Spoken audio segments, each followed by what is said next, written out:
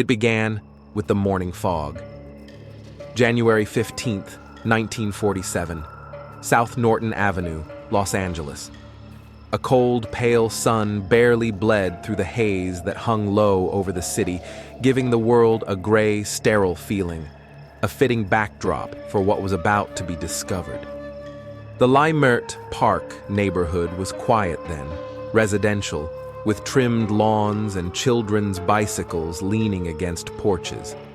But that morning, it would become a sight that still echoes in American horror lore, almost 80 years later. It was just after 10 a.m. when a local woman named Betty Bersinger, out walking with her young daughter, spotted what she first thought was a discarded mannequin lying in an empty lot near the sidewalk. The pale white skin was what caught her eye. It seemed too smooth, too glossy, almost as if it had been polished. But something was off. Betty slowed. She took a step closer. Then she saw the blood. She froze. The body was in two pieces, severed cleanly at the waist. The upper half was laid slightly above the lower, arms raised awkwardly above the head, like it had been posed. The mouth. God, the mouth. Slashed from ear to ear in a grotesque grin, the edges of the lips curled upward in a way that mocked life. She didn't remember screaming, only running, gripping her daughter's hand too tightly, begging the neighbors to call the police. The LAPD officers who arrived at the scene quickly realized they were not looking at an ordinary murder. Elizabeth Short, later dubbed the Black Dahlia by the press, had been mutilated in ways that defied explanation. Her body was drained entirely of blood, bleached, scrubbed clean, as though someone had tried to erase the humanity from it. The cuts were surgical, precise. Whoever did this wasn't just a killer. They were methodical, and they wanted to be found.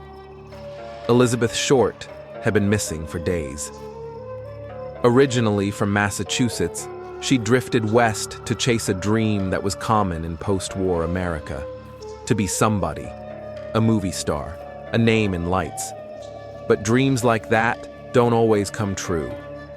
Especially not in 1940s Los Angeles, where predators often wore nice suits and smiles. She was last seen alive on January 9th, leaving the Biltmore Hotel downtown. Witnesses said she was waiting in the lobby, possibly for a ride. After that, she vanished. And 6 days later, she was lying in pieces on a vacant lot. The story that followed consumed the city. Tabloid reporters swarmed, twisting Elizabeth into a character, part vixen, part tragic heroine.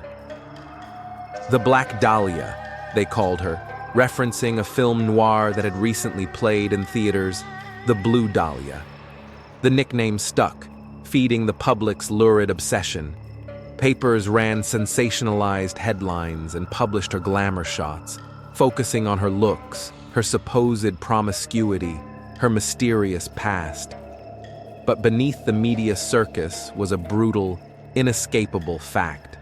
Someone had murdered a 22-year-old woman in cold blood and left her displayed like a statement.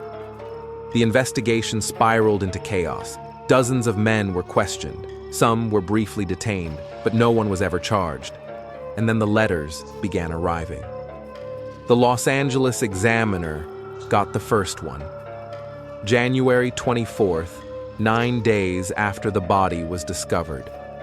It came in a neatly addressed envelope, pasted together with letters clipped from newspaper headlines, a classic ransom style.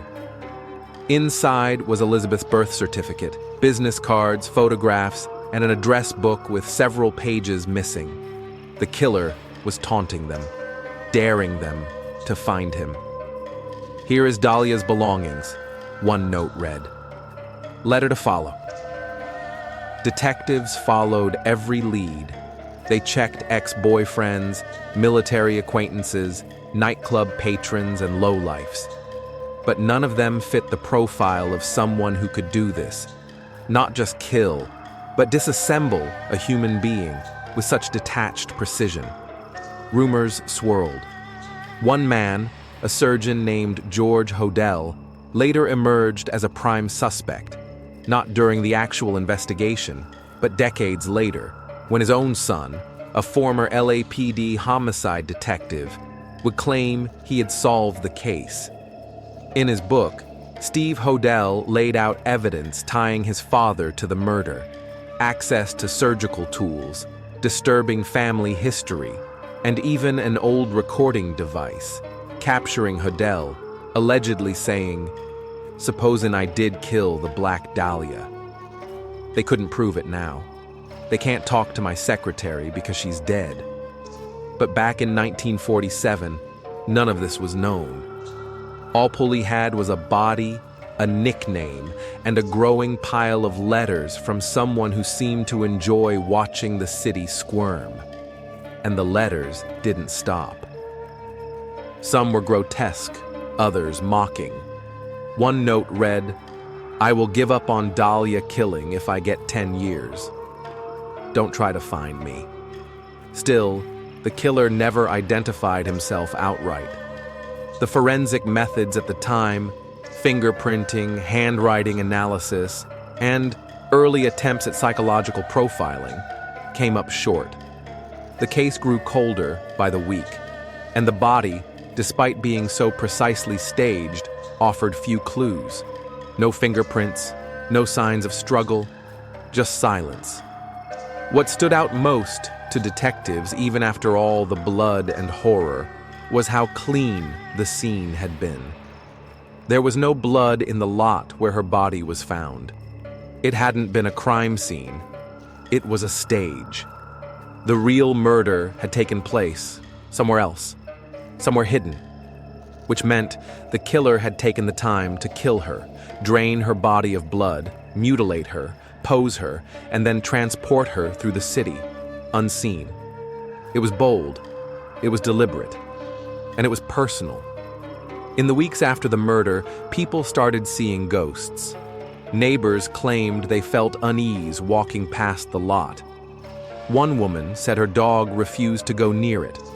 A man claimed he saw a pale figure in a black dress standing at the corner late at night, staring, motionless, until she vanished into the fog. Of course, this was likely the fear talking, the media frenzy feeding hysteria. But still, something about the way Elizabeth had been left there, it left a stain.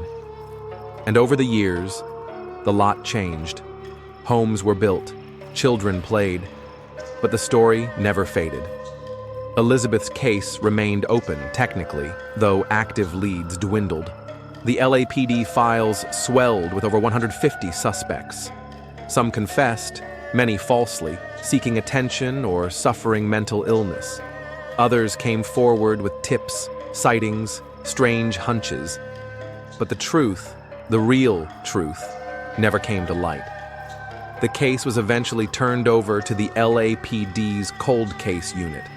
Even in the 2000s, with advanced DNA testing and new forensic tools, nothing definitive ever linked any one person to the murder. It remains, to this day, one of America's most chilling, unsolved crimes. But perhaps what makes the Black Dahlia story so terrifying isn't just the violence or the mystery. It's the way Elizabeth Short was transformed into a symbol. A cautionary tale, a legend. She became less of a person and more of a myth, the dark side of Hollywood's golden dream. A beautiful girl with movie star eyes, lured by fame, consumed by something no one could quite name. Something hiding in the city's shadows. And maybe that's the horror of it. Because in Los Angeles, everyone is chasing something. A dream, a second chance, a place to belong. But not all lights lead to the spotlight. Some lead to alleys, hotel rooms, and empty lots at the edge of town, where the fog never really lifts. And if you're not careful, you could disappear into it, just like she did, and no one will ever know why.